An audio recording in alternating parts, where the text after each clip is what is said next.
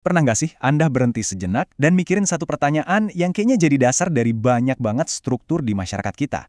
Nah, di sini kita akan coba bedah pertanyaan itu. Kita akan lihat dari sisi biologi, hukum, sampai ilusi kekuasaan yang seringkali nggak kita sadari. Oke, kita langsung aja ke intinya ya.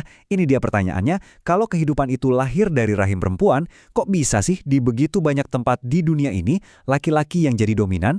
Apakah ini emang udah hukum alam? Atau jangan-jangan ini cuma sebuah konstruksi sejarah yang sebenarnya bisa kita ubah? Yuk kita cari tahu bareng-bareng. Langkah pertama, kita harus bersih-bersih dulu nih. Sebelum kita bisa jawab pertanyaan besar tadi, kita perlu singkirkan dulu mitos-mitos soal biologi yang sering banget bikin diskusi jadi keruh. Siap? Mari kita mulai. Nah, ini mitos yang sering banget kita dengarkan. Katanya semua embrio itu awalnya perempuan, tapi faktanya nggak gitu loh. Embrio itu awalnya belum punya jenis kelamin, alias belum terdiferensiasi. Prosesnya baru dimulai saat ada gen tertentu yang aktif, contohnya gen SRY di kromosom Y, yang kemudian mengarahkan perkembangannya. Jadi ini bukan soal berubah, tapi soal penentuan arah. Mitos selanjutnya nih, kedengarannya romantis banget ya. Seolah-olah sel telur itu udah tahu jodohnya yang mana. Tapi kenyataannya, biologi itu nggak bekerja kayak di film-film. Proses pembuahan itu lebih mirip lotre yang kompleks, didasarkan pada probabilitas dan kecocokan biologis, bukan takdir yang sudah tertulis. Dan yang berakhir ini, wah, mitos yang bisa bikin kita salah fokus. Ketidakadilan sosial itu nyata, dan itu menyakitkan. Tapi akarnya itu ada di dunia kita sendiri, di dalam sejarah, budaya, dan masyarakat kita. Kalau kita menyalahkannya pada energi kosmik atau semacamnya, kita justru lari dari masalah yang sebenarnya, yaitu dinamika kekuasaan antar manusia. Oke, urusan biologi udah lebih jernih ya. Sekarang kita pindah ke arena yang jujur aja lebih rumit. Dunia hukum, budaya, dan cara kita menafsirkan ajaran agama. Disinilah simpul-simpul kusutnya berada, dan kita akan coba urai satu persatu dengan hati-hati. Ini nih kuncinya, sering banget ketiga hal ini kita campur aduk jadi satu. Coba bayangkan kayak bikin kue ya, ada resep aslinya, itu prinsip normatif teks. Terus ada catatan dari koki-koki zaman dulu tentang cara terbaik membuatnya, itu interpretasi hukum. Dan terakhir, ada cara keluarga kita menyajikannya di meja makan. Itu praktik budaya. Semuanya beda kan? Dan kalau kita balik ke prinsip dasarnya, ke resep aslinya, standarnya itu apa sih? Coba perhatikan baik-baik. Kemuliaan itu nggak diukur dari gender, status, atau asal-usul. Ukurannya cuma satu, takwa. Ini adalah kualitas kesadaran, sebuah integritas batin. Standar ini benar-benar melampaui semua label fisik kita. Slide ini menunjukkan sesuatu yang menarik. Ternyata apa yang kita sebut patriarki dalam sejarah itu nggak sesederhana itu loh. Sebagian praktiknya itu warisan dari budaya yang sudah ada, bahkan sebelum agama datang.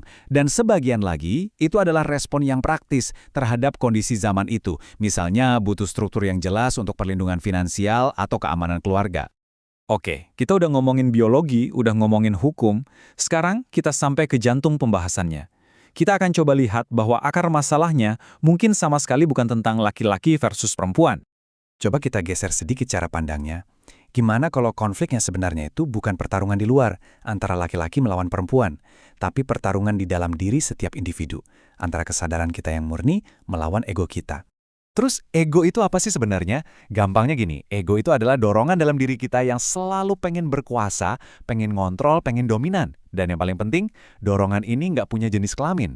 Bisa ada di siapa saja, laki-laki maupun perempuan. Inilah sumber asli dari penindasan, bukan gender itu sendiri. Ini kalimat yang sederhana, tapi artinya dalam banget. Tubuh kita ya punya peran biologisnya masing-masing. Laki-laki dan perempuan punya fungsinya. Tapi esensi kita, kesadaran kita, jiwa kita, itu melampaui semua kategori fisik itu. Kesadaran itu nggak punya jenis kelamin. Nah, sekarang kita sampai di bagian akhir. Waktunya kita tarik semua benang merah yang sudah kita urai tadi. Kita akan satukan semua lapisan realitas ini menjadi satu pemahaman yang utuh dan, semoga, lebih jernih. Jadi kalau kita rangkum, perjalanan kita ini udah melewati 4 lapisan kan? Mulai dari fakta sains yang objektif, lanjut ke hukum sosial buatan manusia, lalu masuk ke ranah interpretasi agama, dan puncaknya adalah kesadaran batin. Nah, kekacauan sering muncul kalau kita campur aduk. Misalnya, menjawab pertanyaan soal kesadaran pakai aturan hukum sosial. Lalu apa kesimpulannya? Ini penting banget ya. Sudut pandang marifat ini bukan berarti kita menolak sains atau hukum, sama sekali bukan. Dan yang pasti, ini bukan pembenaran untuk segala bentuk penindasan. Intinya cuma satu, menghancurkan ilusi bahwa ego kita adalah pusat alam semesta dan mengembalikan kesadaran ke tempatnya yang seharusnya. Dan kita tutup dengan gagasan yang bisa mengubah segalanya ini.